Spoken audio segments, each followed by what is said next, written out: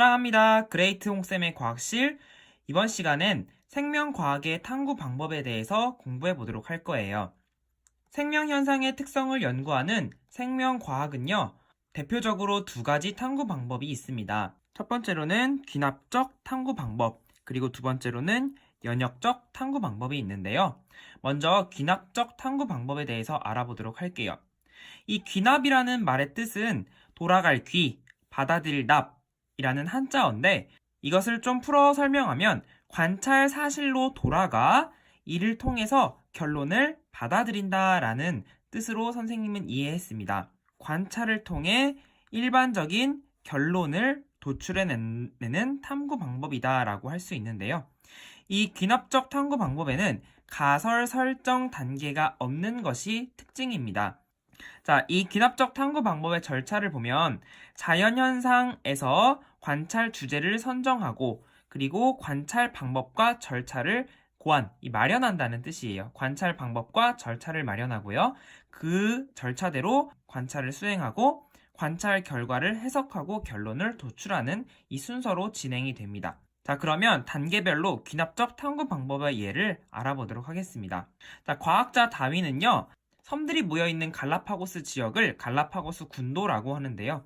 이런 갈라파고스 군도의 여러 섬에 서식하는 핀치라는 새의 부리 모양과 길이가 다른 것을 관찰했어요. 그래서 관찰 주제를 이렇게 선정했죠. 핀치의 부리 모양과 길이는 왜 서로 다를까?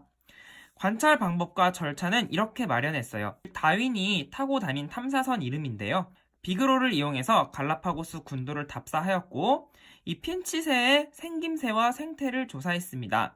먹이는 무엇을 먹는지, 환경은 어떤지, 그리고 이 핀치를 채집해서 부리의 모양을 스케치했죠. 이 절차대로 관찰을 수행을 했고요. 이 관찰 결과를 해석하고 서식 지역과 먹이에 따라 핀치의 부리 모양과 길이가 다르다라는 이런 결론을 내린 겁니다. 귀납적 탐구 방법에 예에 대표적으로 다윈의 이 핀치새 연구가 있다는 것을 여러분이 기억해 두시면 되겠습니다. 자, 그러면 연역적 탐구 방법에 대해서 알아볼까요? 연역이라는 말은 한자로 펼연, 풀역 해서 가설을 펼쳐서 현재 의문을 풀어내는 것으로 선생님은 이해를 했고요.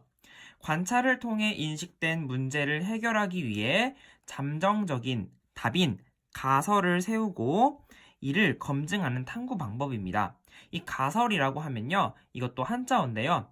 거짓 또는 임시가, 말씀설, 그래서 거짓 또는 임시적인 답을 세워 놓는 겁니다. 연역적 탐구 방법 단계를 알아보면 관찰, 그리고 문제인식, 그리고 가설을 설정합니다. 이 가설을 설정한다는 것이 이 연역적 방법의 포인트입니다. 그러면 이 가설이 참인지 거짓인지를 탐구를 통해서 알아보는 거예요. 탐구를 설계하고 탐구를 수행하고 그리고 이제 결과를 분석하고 결론을 도출해서 이 가설이 참인지 거짓인지 알아보는 거죠. 자, 그 단계를 좀 더 구체적으로 알아볼까요? 자, 관찰 및 문제인식. 자연현상이나 사물을 관찰하는 과정에서 의문점을 발견하는 거예요. 그리고 이 가설 설정 단계가 있다고 했죠? 관찰된 현상이나 인식된 의문점에 대한 잠정적인 답을 내리는 거예요. 자, 이 가설을 검증하기 위해서 탐구를 설계하고 수행하는 거죠. 탐구가 실험으로 진행될 때는요, 이 타당성을 높이기 위해서 대조군이라는 것을 설정하여 실험군과 비교하는 대조 실험을 수행하고 변인을 통제합니다. 한마디로 말하면 엄격하게 거짓인지 구별하기 위해서 이런 대조 실험 그리고 변인 통제를 하는 것이죠. 자, 이 대조 실험과 변인 통제에 대해서는 더 자세히 알아보도록 해야겠어요.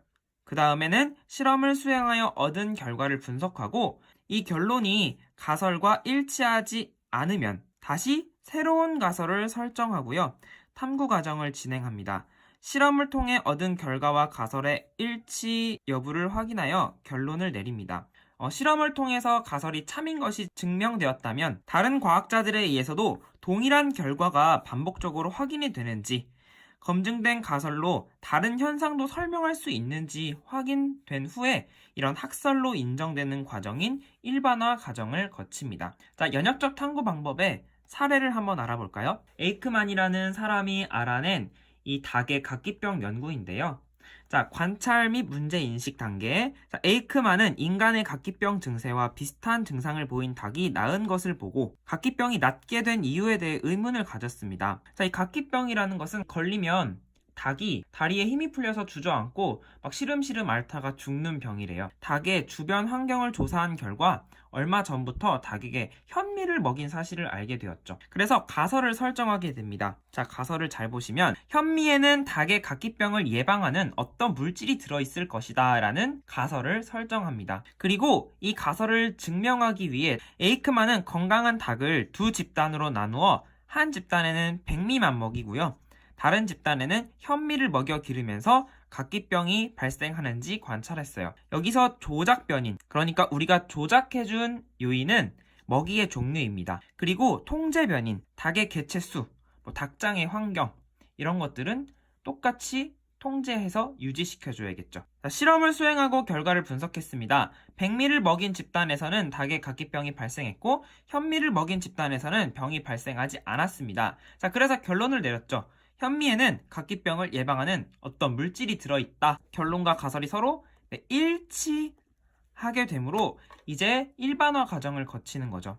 이후에 다른 과학자들이 현미에 들어있는 각기병 치료 물질을 연구했더니 이것이 바이타민 B라는 것을 알아내게 된 것입니다. 연역적 탐구 방법의 대표적인 예인 에이크만의 각기병 연구를 꼭 알아두시기 바랍니다. 이 가설 설정 단계에서 가설을 잘 세우는 것이 중요하고요. 그리고 그 가설에 따라 탐구를 설계하고 수행할 때 대조 실험을 하고 그리고 변인 통제를 하는 것이 굉장히 중요한데요. 이 두 가지에 대해서 한번 더 자세히 알아보도록 하겠습니다.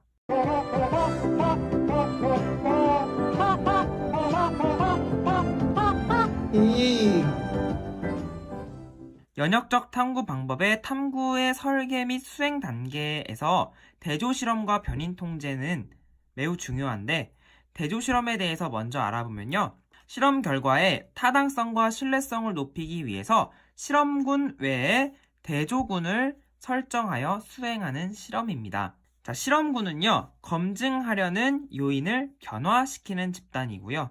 그리고 대조군은 실험군과 비교하기 위해 검증하려는 요인을 변화시키지 않은 집단입니다.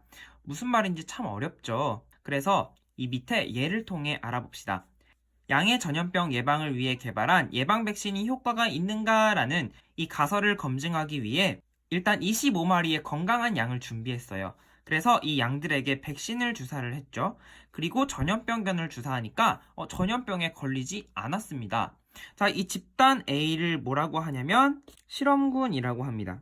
자, 여기서 그치는 것이 아니라 똑같은 건강한 양들에게 백신을 주사하지 않았을 때 전염병균을 주사하면 이 전염병에 걸리는지 이것을 확인해 보면은 백신에 효과가 있었다라는 것을 더 타당성 있게 증명할 수 있겠죠. 만약에 백신을 주사하지 않았는데 전염병균을 주사했을 때 전염병에 걸리지 않았다면 이것은 백신의 효과를 제대로 알 수 없게 돼버리는 겁니다. 이 검증하려는 요인, 즉 백신 주사를 맞지 않은 이 집단을 바로 대조군이라고 합니다. 이렇게 대조 실험을 통해서 양의 전염병 예방을 위해 개발한 백신이 효과가 있다는 것을 더 확실하게 증명할 수 있겠죠. 자, 그러면 변인 통제에 대해서 알아볼게요. 변인 통제에서 변인이란 변할 변, 인할 인 해서 변화하는 원인인데요.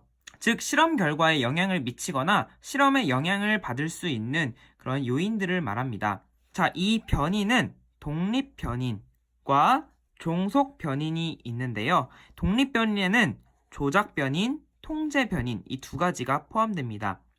자, 독립 변인은요, 실험 결과에 영향을 줄 수 있는 요인으로 이 원인에 해당됩니다. 그리고 종속 변인은 조작 변인의 영향을 받아 변하는 변인으로 이런 실험 결과에 해당되는 변인입니다. 자, 이 독립 변인에서 조작 변인은요, 실험에서 의도적으로 변화시키는 변인이고요.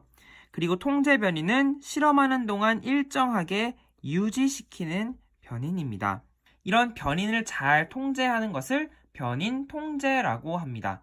자, 예를 한번 볼까요? 배즙에는 단백질을 분해하는 물질이 들어있을 것이다 라는 가설을 검증하기 위해서 탐구를 이렇게 설계를 했어요. A 시험관에는 배즙과 달걀 흰자, 뷰렌 용액을 넣었고요. B에는 증류수와 달걀 흰자, 뷰렌 용액을 넣었습니다. 자, 뷰렌 용액은 단백질과 반응하여 보라색으로 색이 변하는 특성을 가지고 있어요. 자, 시험관의 온도는 30도로 이렇게 일정하게 유지시켜 주었습니다. A 시험관에서는 뷰렌 용액의 색깔 변화가 없었고 B에서는 보라색으로 변했습니다. 즉 B의 단백질이 검출된 것이죠. 이 A는 검증하려는 요인, 배즙과 단백질을 함께 넣어주었죠. 하지만 B는 다른 증류수를 넣어주었어요. 그래서 A는 실험군이라고 할 수 있고 B는 대조군이라고 할 수가 있어요. 그래서 대조 실험을 참 잘했는데 배즙의 유무가 조작 변인에 해당되고요. 배즙의 유무를 제외한 나머지 환경은 다 동일해야 합니다. 그래서 통제 변인, 시험관의 온도를 이렇게 30도로 일정하게 유지시켜 줍니다. 또 다른 통제 변인은 뭐가 있을까요? 달걀 흰자의 양, 뷰렌 용액의 양, 이런 변인들이 통제 변인이겠죠? 자, 그래서 그 결과 얻어진 뷰렌 용액의 색깔 변화, 이것이 바로 종속 변인입니다. 오늘은 귀납적 탐구 방법과 연역적 탐구 방법을 배웠는데요. 많은 예시들을 통해서 이 개념들을 충분히 적용할 수 있었으면 좋겠습니다. 구독과 알림 설정 부탁드리고요. 다음 시간에는 생명 활동과 에너지에 대해서 공부해 보도록 하겠습니다. 지금까지 그레이트 홍쌤이었습니다. 안녕!